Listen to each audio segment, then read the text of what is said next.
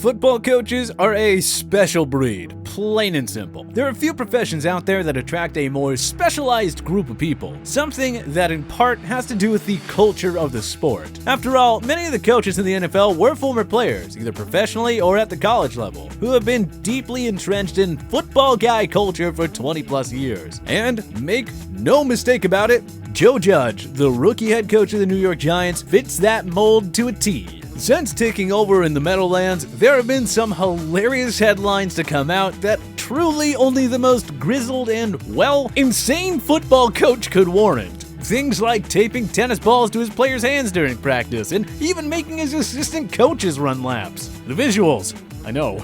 Let's take a look back at Judge's journey to New York and some of the coaches he learned from along the way. Then take a deeper dive into the mayhem that has been taking place in Giants camp this offseason. The Philadelphia native has been in and around the game of football for his entire life. After graduating from Lansdale Catholic, where he played high school football, he went down south to Mississippi State. At State, he earned 3 letters, and once his time was up, he did what many eventual career football coaches do. He stayed on as graduate assistant from 2005 to 2007, an experience that he then parlayed into a chance to be the linebackers coach at Birmingham Southern, and then a special team assistant at Alabama. This stop at Alabama, while brief, spanning from 2009 to 2011, was immeasurably important to the trajectory of Judge's career in the business. He went from a lowly graduate assistant to working at a largely irrelevant school to quite literally the mecca of college football, Tuscaloosa. It wasn't just the pedigree of the program that was beneficial for the young coach. He also had the opportunity to learn from one of the all-time coaching greats, Nick Saban.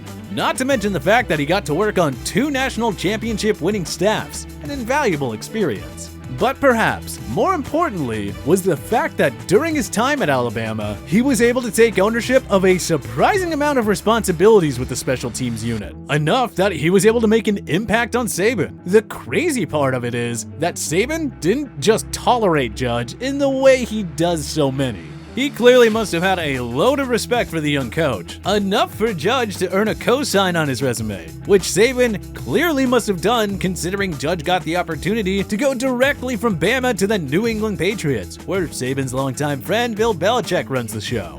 Belichick must have seen something in Judge as well, as the upstart coach quickly climbed the ranks in New England, eventually earning a promotion to head special teams coordinator in 2015. It's a position he held all the way through the 2018 season, when he nearly ended up coaching the Colts in Indy with Josh McDaniels. You know, before both men embarrassed the Colts organization by backing out on their agreement and returning to New England, after the Colts had already made their official announcements and published a handful of posts on social media. But Robert Kraft stepped in, sweetened the deal for McDaniels, and made God knows what promises to them, resulting in their return to the dark side. During that 2019 season, Judge again took on more responsibility, being named to wide receivers coach, in addition to his duties as the special teams coordinator. After his predecessor, Chad O'Shea, left New England to take a job as the offensive coordinator for the Miami Dolphins. That 2019 season, however, would prove to be his last in New England, as Judge accepted a big-time opportunity to step in as the head coach of the Giants. And you know what? Thank God he did. Because even in a corona-battered offseason, we have already gotten a ton of amazing stories out of the Giants camp. Not necessarily stories that indicate the Giants will be Super Bowl contenders in 2020, but more so an overwhelming case for Joe Judge as one of the top-tier football guys out there. Let's start with the headline that was making waves all over social media in recent weeks. The one about the Giants defensive backs having tennis balls taped to their hands during practice. Okay, this looks ridiculous, especially with how the players' fingers were just sort of lazily dangling around the tennis ball. Can you imagine the looks on the training staff's faces when Coach Judge came in with his defensive backs in tow, single file of course, and demanded they start taping up his guys with tennis balls in their hands? You spend your entire career grinding to make it to the pinnacle of your profession as an athletic trainer on an NFL staff, and now the coach is having you tape tennis balls to players' hands.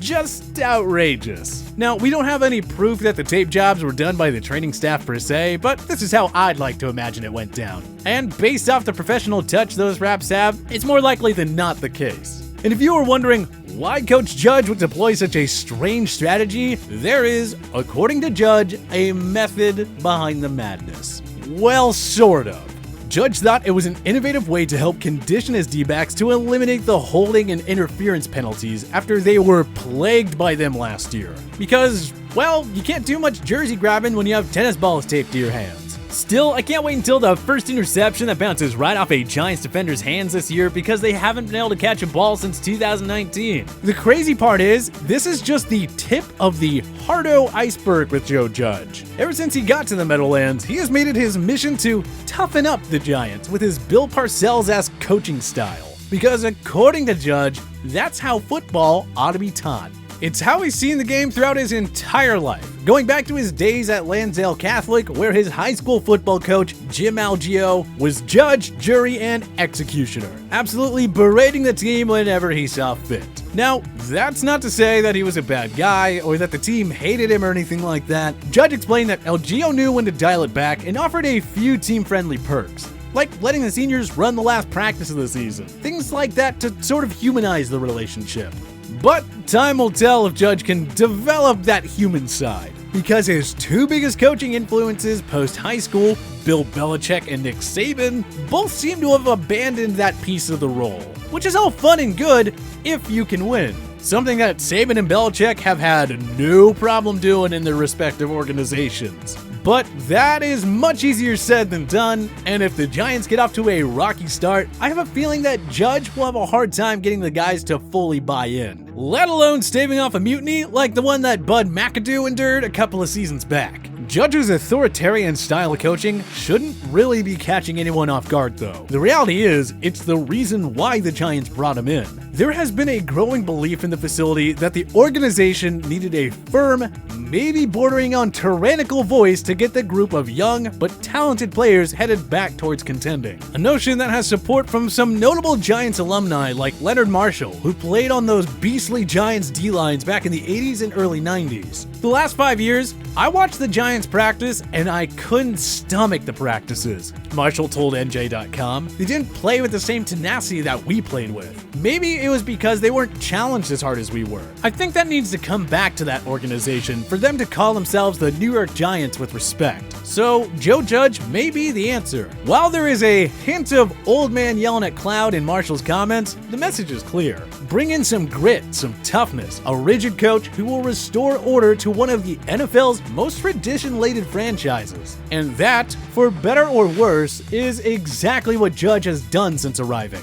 Judge, after watching his team feebly traverse the first 2 hours of what was scheduled to be a 2-hour practice during just the second week of training camp, called the players to midfield and went full-on psycho football coach mode on them. He cut off the music that had been playing during practice and ripped into them for several minutes like they were a JV side. It was a tactic that spiked the intensity for the extra 45 minutes of practice that Judge kept them for.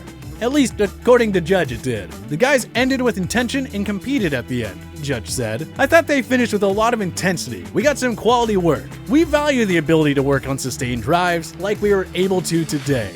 He also turned to some more extreme football guy logic to toughen up his group of young players. He even talked about taking the red jersey off of second-year quarterback Daniel Jones for a couple of weeks, which would be completely unheard of in today's game. For those of you who don't know, quarterbacks wear a red pinna over their practice jersey to indicate that they are forbidden to be hit by any defensive player. The red is a last-ditch reminder if someone breaks through on the pass rush and instincts start to take over. When reporters questioned Judge on the issue, he didn't back down, saying, I don't think we're gonna throw him into any Royal Rumbles or anything like that, but at some point, we'll pop his pads a little bit in a controlled environment. I'm not in a hurry to go ahead and just beat the hell out of him, but at some point, we'll prepare his body for what he may take in the first game. Jones has to be wondering what in the world he has signed up for in New York, because apparently Judge does not have a single ounce of let up in his wiring. It doesn't matter if he's talking to a star player like Saquon Barkley, who was reportedly chewed out in front of the team already this offseason, or the 53rd man on the roster, or his family.